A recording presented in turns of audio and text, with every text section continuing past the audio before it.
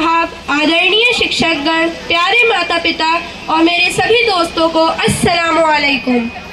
आज मैं जिस विषय पर अपने विचार प्रस्तुत करने जा रहा हूँ उसका उन्वान है कि वतन सिर्फ ज़मीन नहीं होता।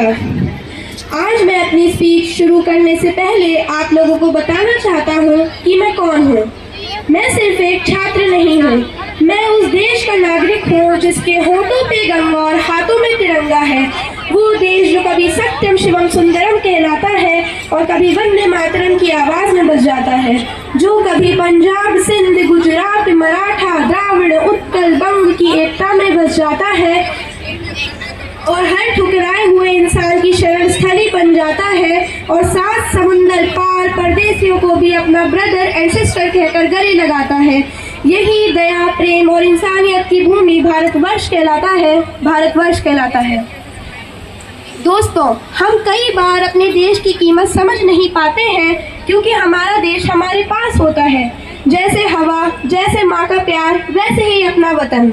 हमें लगता है कि देश बस खाली नक्शे पे बना एक हिस्सा होता है, लेकिन नहीं, देश एक एहसास होता है, किसी सैनिक की अधूरी नींद होता है, किसी माँ की दुआ होता है, किसी पिता की मेहनत होता है और किसी जवान की कुर्बानी भी होता है। दोस्तों, आज मैं आप लोगों को एक छोटी सी कहानी सुनाना चाहता हूँ। एक बार एक सैनिक कई सालों बाद अपने घर वापस आता है। उसकी बेटी दरवाज़ा खोलती है लेकिन वो अपने पिता को पहचान ही नहीं पाती। वो अपनी मम्मी से पूछती है, मम्मी ये अंकल कौन है? सोचिए दोस्तों, उस पिता का दिल कितना टूटा होगा जो अपने परिवार, अपनी बेटी से सिर्फ इसलिए दूर रहा ताकि हम अपने घरों में सुरक्षित रह सकें। दोस्तों, वो सैनिक अपनी बेटी को गले लगाता है और चुपचाप रो पड़ता है। तब मुझे समझ आया कि वतन सिर्फ ज़मीन नहीं होता।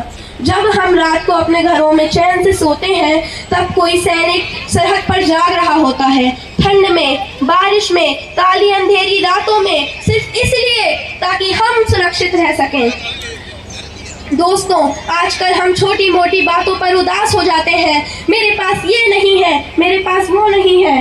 अब मैं अपनी इस स्पीच को एक शेर के साथ ख़त्म करना चाहता हूँ।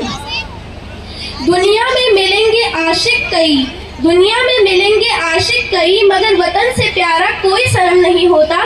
दुनिया में मिलेंगे आशिक कई, मगर वतन से प्यारा कोई सनम नहीं होता। नोटों में सिमट कर, सोने में लिपट कर, नोटों में